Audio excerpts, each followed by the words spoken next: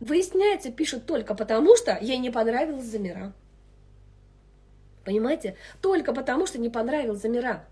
И вот таких комментаторов в Инстаграме очень много. Кому-то не понравилась Алсуни, кому-то не понравилась Резида, кому-то не понравилась Замира, кому-то Галюса не понравилась, там кому-то там Ралина не понравилась. А дай-ка я зайду напишу. Но на самом деле бунаданлык жамагат. Ну бунаданлык. Ну не нравится ты, отпишись. То тем самым ты показываешь, во-первых, уровень своего интеллекта. Во-первых. Во-вторых, ты рискуешь тем, что тебя могут поймать и оштрафовать. Ну, в-третьих, ну, я не знаю, ну, это как минимум неэстетично и некрасиво. Мы же люди. Но біз бит кішілер ашум дабір келмегейі. И сенмісіз, мен иногда күстіше комментарийларға. Ну, ладно, давайте. Еще некоторые цифры, да. Почему, например, вас не радует, да, то, что люди избавляются от долгов, от ипотеки? Ну, это же круто. А почему об этом не пишут? Почему об этом не пишут? То, что молодая семья, которая еле-еле-еле жила там на детской пособии на 25 тысяч зарплату, и вдруг начала хорошо жить, и закрыли долги. Ну это же круто. А почему об этом не писали? Ну раз, мы же говорим о социальном...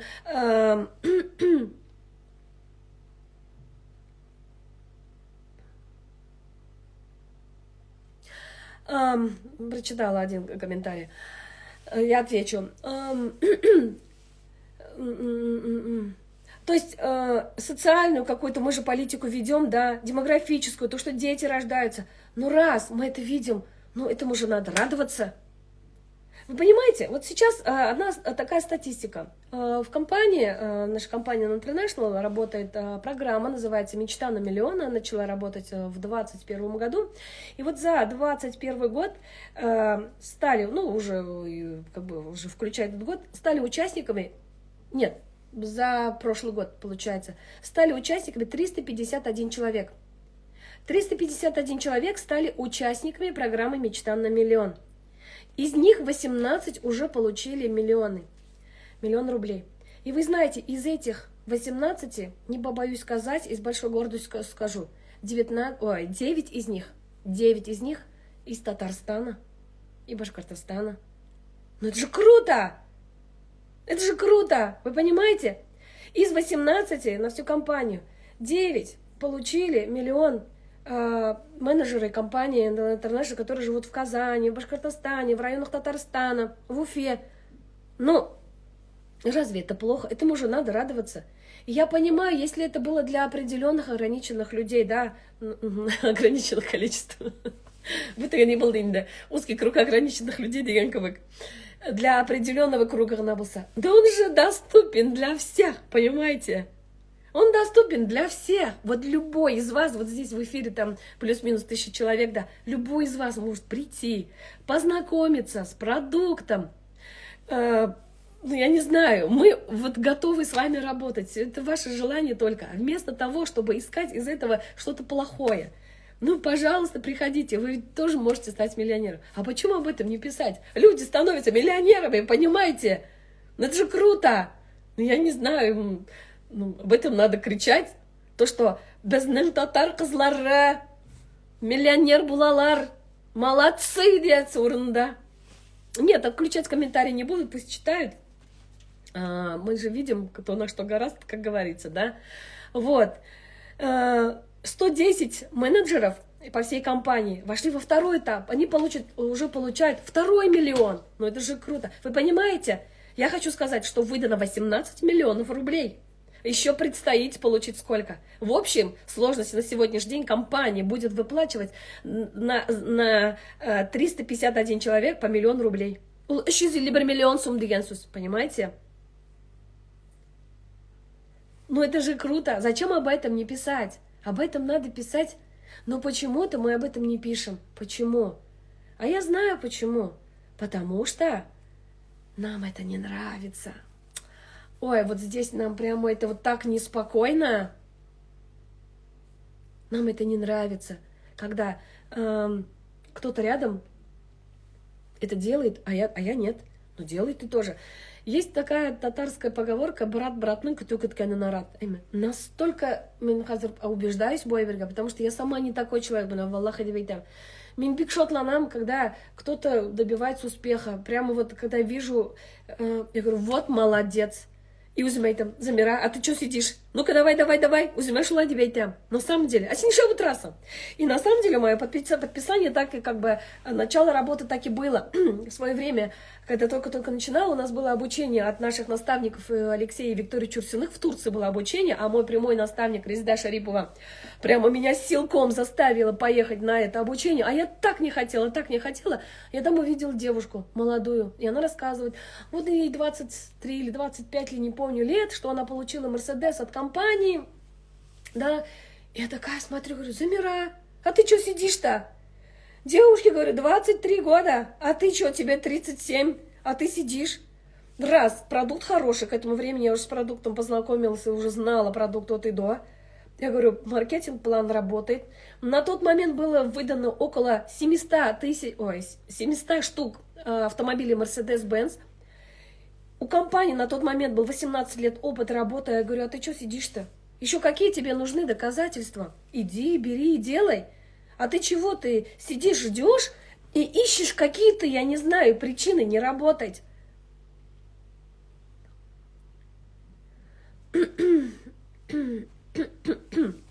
Вот. И вот это меня как бы подстегнуло. И поэтому вот вы тоже можете сказать, ну, получила там это 1 000 000 рублей, а почему я нет? Я тоже. Вот. Поэтому хочу сказать, уважаемые подписчики, хурматле, туслар, милләтәшләр, которые вы меня слушаете, да, может, кто-то и ругается, да. А может, это правда? Есть в одном вебинаре у Петра Чубарова, наш вышестоящий наставник, мне так понравится это его выражение, говорит, а вы на секунду просто допустите мыслю, а вдруг это правда? А вдруг это работает, да? Просто мыслю. Вместо того, чтобы искать какие-то, я не знаю, факты, какие-то, на этом делать пиар. Просто мне интересно, сколько раз уже замечаю вот эти паблики, когда им нужно наращивать количество подписок, как бы привлечь внимание аудитории, они пишут НЛ. НЛ. Это кесик тошланка минимально курям. А футилс, конечно, за такое сравнение. Это реально шулай. Не еще здесь НЛ дебейту битенse хоп это бьявшалар. И начинается. А вы знаете, в директ мне каждый день сколько поступает сообщений: помогите, пожалуйста, разместить информацию, то, что у меня ребенок болен, помогите, пожалуйста. А я ни разу не видела, вы знаете, вот этот Аферидовна позор нации, это вот как раз-таки ответственно наказуемо, это называется еще публичное оскорбление. За публичное оскорбление, это не только административная ответственность, это уголовная ответственность. За это можно и вас могут и посадить. Аллам сахласан. Клевета и общественные как бы оскорбления, на самом деле это намного серьезнее. Поэтому выбирайте выражение. Выбирайте. Вот. У человека есть семья, примерная семья, 3 детей, есть имя, есть работа, творчество, любимица публики. Вы просто сравните с собой и скажите, а я поняла, это не ко мне, но хоть кому угодно, пусть это Алсу и не Алсу, нельзя такие вещи говорить. Ну нельзя. Ну что такого она сделала, опозорить нацию? Помогла десяткам, сотням девушкам стать богатым, купить квартиры, дома, вылезти из долгов. В этом ее позор. Или то, что они, оставляя маленьких детей, гастролируют по республике, ставят концерты, в этом позор. И то, что как бы вкладывают в творчество огромные деньги и делают красивые концерты, в этом позор. В чем позор? Ну, нельзя такими словами разбрасываться. Аллам сахласын. Да кому угодно. Мен фазлы деп оқыдым. Мен көздіксіз нашар көрем. Если я дұрыс оқымасам, не, ғафу етіңіз. Но мен шла деп оқыдым. Дальше. Значит, мне поступает вот столько сообщений, да. А почему эти паблики, у них же огромное количество подписчиков? Хотя бы в день одно такое, я не знаю, одну такую публикацию. Вот ребенку маленькому нужен помощь.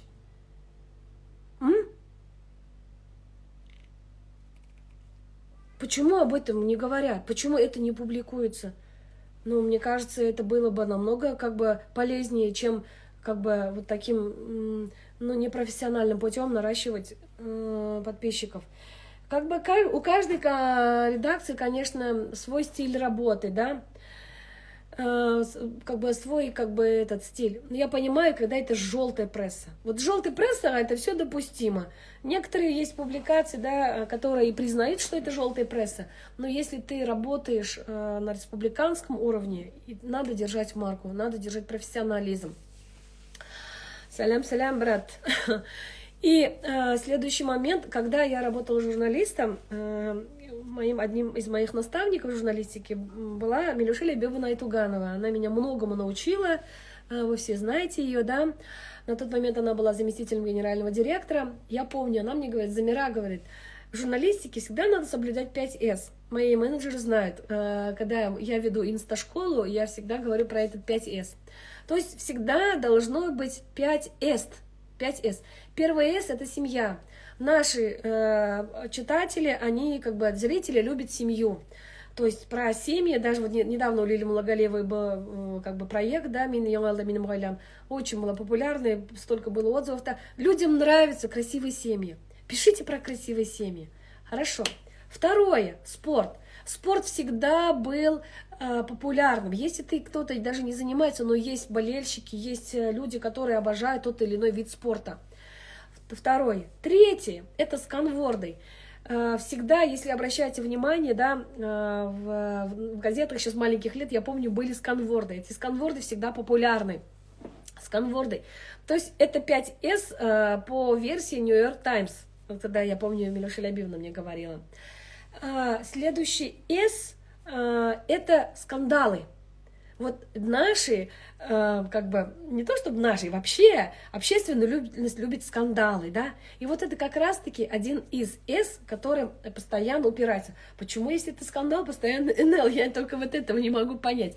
Я даже могу понять, почему, опять-таки, это упирается в то, что у нас маркетинг-план очень, как мы любим говорить, жирный, зарплаты наши менеджеры любят показывать, мы это как бы и показываем для того, чтобы привлечь, и чтобы и другие пришли, так что зарабатывали мы для, как бы, не потому что хотим похвастаться, а хотим показать наглядно пример, то, что это возможно, да, и может быть, это многим как бы не дает покоя, да, вот этот скандал, на это ее как бы упирается. Хотя нашу компанию можно показать. И в семье у нас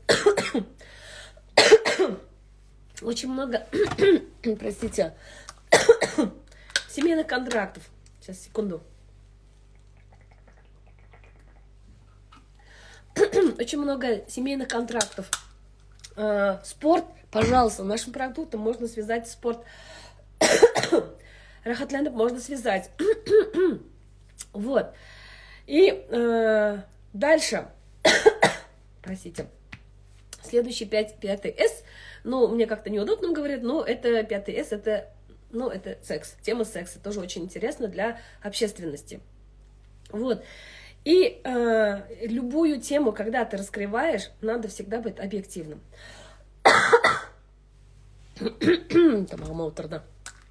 Вот.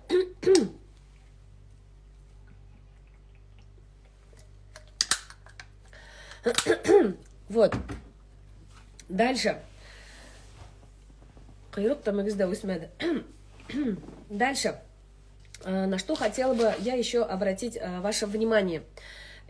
Скоро будет час. Бір сағатқа ғана эфирға шықтым. Ақшашлар үшін тумаған. Кімдер керек білен шыретейш. Так что, Альберта, мы никогда не ведем такую пропаганду, что можно работать только в нашей компании. Мы такую пропаганду никогда не ведем. Просто у нас в компании можно зарабатывать 3 путями. Быть умным клиентом. Вы можете не зарабатывать, быть умным клиентом. Покупаешь продукт, и тебе начисляются кэшбэки, баллы. Пожалуйста, и за эти баллы ты можешь покупать следующую покупку. Второе – это пассивный доход. Ты можешь работать крэк, блин, как вы говорите, да, и параллельно вести этот бизнес. И крэк, блин, вы можете и зарабатываете, и тут зарабатываете. Ну, это как бы совмещать можно, и никто не запрещает. Ну и третье – это когда ты ведешь уже полноценный бизнес. Ну, например, я веду полноценный бизнес, да, у нас вот коллеги мои тоже ведут полноценный бизнес, где-то что-то совмещают. Поэтому никакой никакого такой политики мы не ведем, что давайте все бросайте и давайте все сюда. Мы такого не говорим. Но опять-таки есть такой момент, я хочу сказать, да, все-таки любая профессия требует определенного таланта. Это тоже исключать нельзя. Поэтому, если человек рожден там быть педагогом, и у него не получается быть сетевиком, а сетевая, знаете, еще вот немножко отвлекусь, скажу, многие думают, что сетевой бизнес – это хобби, что это что-то такое легкомысленное, вот что-то такое халявное. Нет, сетевой бизнес – это полноценная профессия. И этой профессии обладать нужен определенный, для кого-то нужен талант. И у кого-то, может быть, этого таланта не быть, понимаете? И этот человек, естественно, может быть просто умным клиентом нашей компании, а не строить, например, строить бизнес, например, у него не получится. Ну и ничего страшного, Вот, дальше хочу сказать. Вот я эту политику сама как наставник у себя в эфирах со своими менеджерами прорабатываю. Я никогда не говорю, что наши продукты лечат. Услышали меня? Мы не занимаемся лечением. Никогда мы не занимались лечением. И если благодаря продукту человек получил какой-то положительный результат, ну хорошо. Но цели вылечить этого человека не было, и мы не ставим. Или иногда пишут, вот у меня такая болезнь. Я говорю, идите к врачу. Я говорю, идите к врачу, потому что мы не занимаемся лечением. Вот. Так, это правда, что силовики и прокуратуры крушат НЛКВ? Первый раз слышу. Если это так, очень приятно. Ну, я думаю, что это не так. Потому что не к чему придраться. Вся наша сила в том, что не к чему придраться. Шулгана. Никто нас не крышует. Все очень просто, все очень чисто, все очень легально, все очень круто, просто. И не надо искать какие-то, я не знаю, так смешно стало, и какие-то, я не знаю, крыши, не крыши. Нет, все очень намного проще, чем вы думаете. Понимаете, намного проще. Потому что не к чему придраться. Компания работает 20 лет. Продукт просто шикарный. Имеет он результат, да. Бизнес прозрачный, мы платим налоги. И придраться не к чему. Вот и все. Вот все наши крыши, знаете, это наши учредители. Вот, вся наша крыша — это Дмитрий Хохлов, это Людмила Астафьева, это Юлия Гальдорт, это Роман Тостик, это наши наставники Петр Лена Чубаровой, в нашем случае это Виктория Алексеевич Урсины, Резда Шарипова. Вот все наша крыша, понимаете? Это вся наша крыша, больше крыши у нас нету, я вам сейчас вот открыто заявляю. Но вы мне настроение подняли. Я вижу не только... Булышавит тромбитинда. Дальше. Наша турнос или дрим. Моет посуду. Может ферри брать, можете глазовой магазин выбирать. Конечно, конечно. Да. Вот как раз по лечению. И я веду такую политику, да, я всегда говорю, если у вас спрашивают, вот мне нужен, например, у меня волосы выпадают, что мне делать? Вот даже буквально вот сегодня пару раз у меня было сообщение, да, от менеджеров, да что мне посоветовать? Всегда я говорю, идите к врачу, дайте анализы, узнайте причину, почему у вас выпадают волосы. Может, это постковидная ситуация. Может, у вас, я не знаю, ферритин очень низкий в организме, железа мало, и поэтому у вас волосы выпадают. Может, вы кормящая мама. Может, кормящая мама, и у вас просто уже, я не знаю, дисбаланс, авитаминоз в организме. Но может, еще есть другие. Может, у вас там с печенью проблемы, да? И как бы может быть куча причин от того, что у человека выпадают волосы. Идите, сходите к врачу. Пусть врач проведет, назначит вам анализы. Вы сдайте анализы, получайте результаты. Врач вам выпишет определенные лекарства, да. А наши продукты, они всего лишь как бы работают как проводник, понимаете? Как проводник вот этих лекарств. Проводник вот этого процесса лечения. Оно усилит процесс лечения, оно укрепит ваш организм, и только. И делать, вот есть, признаю, да, некоторые, может быть, допускают ошибку, особенно молодые менеджеры, которые, говорят то, что помогает от этого, лишь бы продать. Я понимаю, это очень молодые менеджеры, как бы, они допускают, скорее всего, такую ошибку, но я от своего имени могу сказать, я никогда не веду такую политику, то, что выздоровела. Улучшилось состояние, да. Восстановилась, да. Но лечить какие-то болезни я никогда за это не возьмусь. И компания никогда не ведет. Компания не занимается лечением. Еще раз говорю, компания не занимается лечением. Не занимается лечением. Вот. Дальше, о чем вот Gloss Fairy, давайте, раз уж мы заговорили на эту тему, хочу сказать, когда у нас в 19-м году, по-моему, в 18-м году в Сочи у нас был день рождения компании, выступил известный коуч-тренер по питанию, ученый, профессор, он Ковальков. Он говорил, что ученые провели в России некое такое расследование, такую статистику, как бы. Вот он говорит, он рассказывал, такие страшные вещи он рассказывал тогда. Вот один пример, что в России среднестатистическая семья выпивает за год полстакана моющего средства. Фейри. Почему? Многие моющие средства, я не говорю, что это фейри, а вообще моющие средства, которые продаются в масс-маркетах, они холодной водой не отмываются, они остаются на посуде. И когда мы принимаем горячую еду с этой же посудой, оно вот это как раз-таки горячей как бы едой, горячей водой, там, горячим бульоном отмывается, и мы принимаем внутрь. И таким образом оно оседает у нас в организме. Об этом говорила.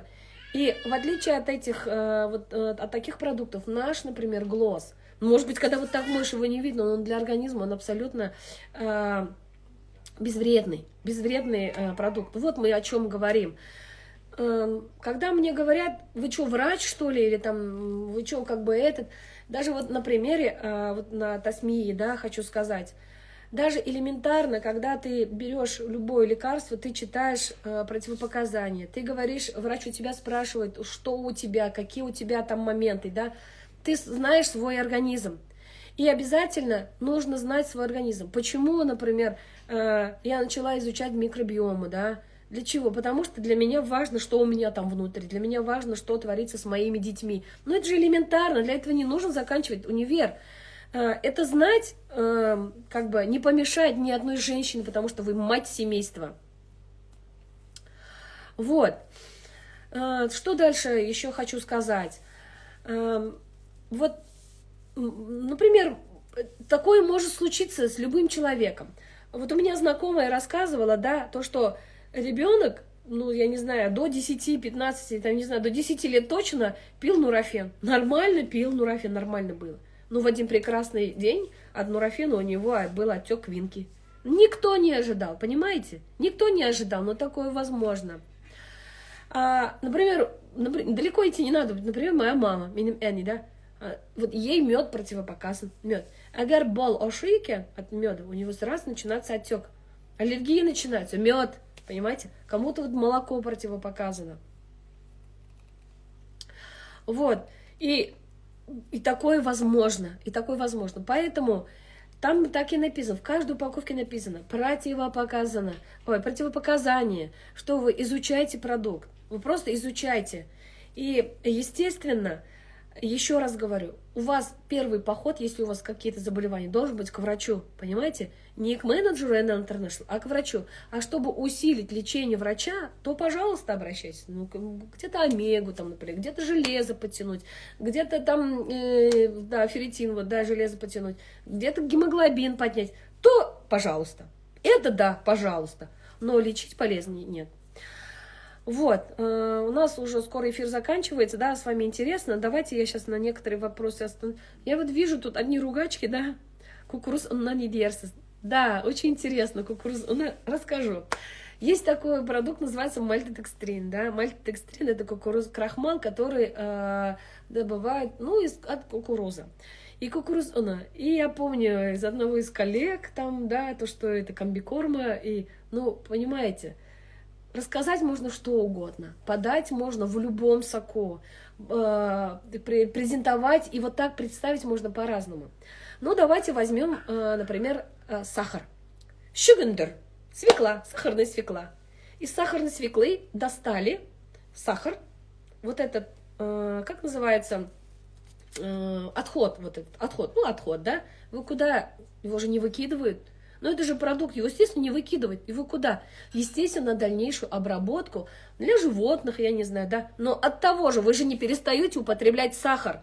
То, что его делают от шигендер, который кушает корова. Правильно? Правильно. Жмых, да, жмых. Так с кукурузом то же самое. Из кукурузы делают кукурузный крахмал. Я сама люблю готовить. Вы все знаете, я веду прямые эфиры, да. У меня на кухне стоит кукурузный крахмал, да. Из этого крахмала я делаю и крема, я делаю поджарку, чтобы было погуще, там, это бульон был погуще. Да, свекла, шигендер. Вот, но от шигендер, это от свеклы-то добывается сахар, а то, что остается, жмых. Вот. И получается, ну, получили от кукурузы крахмал, ну, остальное что, выкинуть, что ли? Естественно, его не выкидывает, Джон. Его дальнейшая переработка для животных. Вот и все. Тут ничего особенного нету. И когда человек не разбирается, ему говорят, а это же, оказывается, комбикорма, и тут начинается, комбикорма, в коктейле комбикорма, ой, добавка комбикорма. Ну, и все, пошло-поехало. Это так и называется распространение недостоверной информации. Понимаете? Недостоверная информация. Вот гемоглобин повысить, орехи и гранат нужен. Понятно. А если она не усваивается? Альфия, 92-68, вы об этом подумали? Если она не усваивается? Но есть ведь момент такой, что она не усваивается. Вот.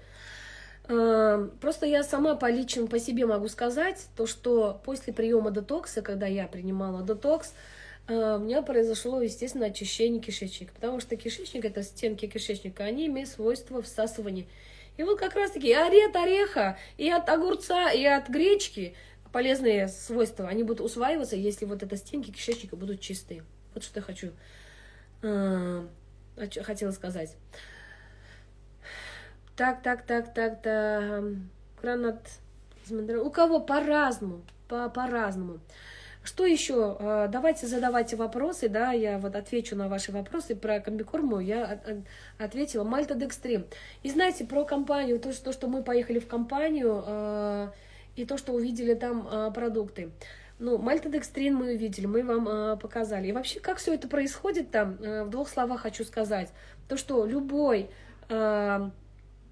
ингредиент, вот, то есть, как называется, состав вот этих продуктов, ингредиенты, когда их привозят на завод, они без контроля, без проверки не допускаются даже в склад. Когда первичный осмотр, первичная проверка проходит, они лежат в этих стеллажах и под надписью «карантин». То есть это значит, что такое карантин? Значит, этот продукт возьмут на проверку, на лабораторные исследования, только потом их возьмут уже на производство. Это во-первых.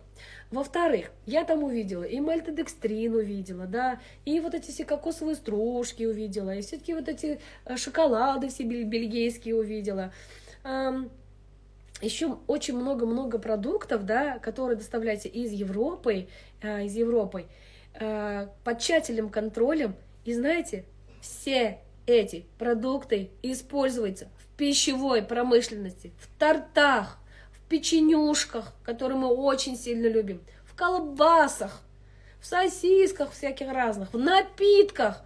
Вот это все используйте. Думаете, мальтодекстрин нету в тортах? Скажите, пожалуйста, мальтодекстрин есть в тортах, в печенюшках, а там даже есть еще пальмовое масло, понимаете, которое не выводится. И бензонат тоже, да, нам натрий тоже используется. Почему? Потому что без бензоната натрия, потому что продукт что делает? Әшиген продукт, әшимес үшін бензонат натрия kullanıла. Сіз просто үйреніңіз, изучайте. И вот эти же продукты, они же используются и в производстве пищевых продуктов, и пищевых добавок, и вот и все. Вот и все. Тут ничего удивительного нету, и не надо искать какие-то... И все продукты, которые мы используем, да, и компания производит, продает, они не специально придумали, вот НЛ специально придумал, чтобы кого-то там, я не знаю, отравить. Не для этого это все придумано, понимаете? Ну, это так получается. Вот есть такая компания, вот специально придумывает такие плохие продукты, чтобы травить. Это так получается. Но зачем это надо? Зачем это надо? Это не для этого делается. То же самое сырье берется с тех же самых заводов, где берут, и шоколадные фабрики, оттуда же берут, понимаете? Фармкомпании тоже, крутые фармкомпании, тоже берут из этих же производителей сырья. И НЛ оттуда же берет, понимаете? Просто у каждой компании свое направление, свое название и своя цель. Вот и все. Аңлаталдым ма? Хат отаршы етіп аңлатайым ма?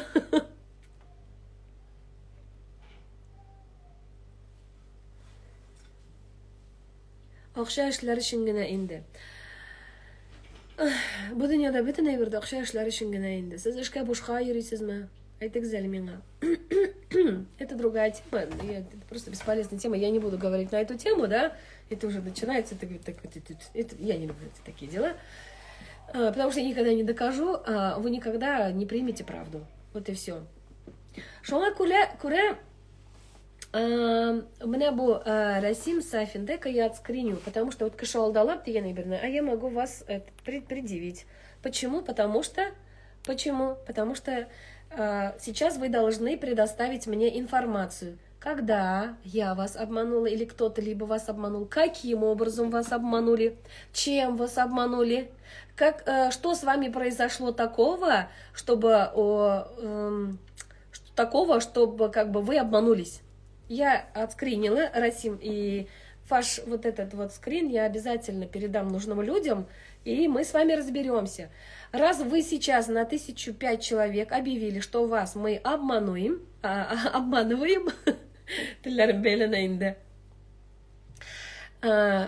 значит, у вас должны быть доказательства.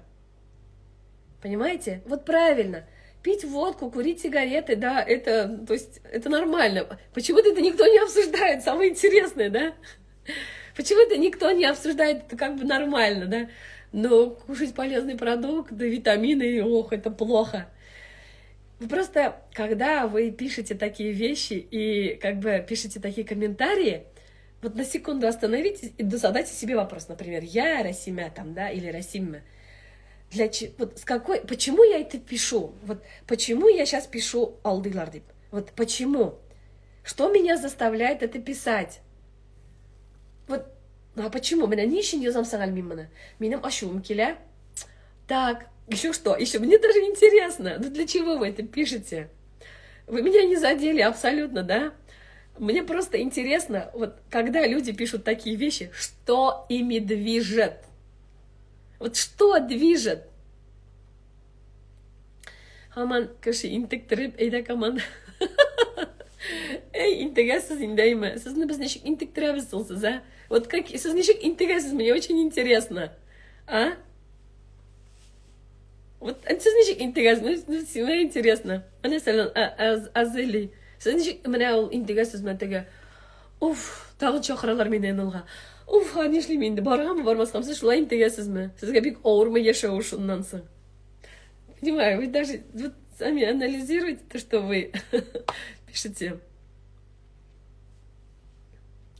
Да, и про похудение тоже хочу сказать, да, на самом деле очень популярно, почему же они сами не худеют.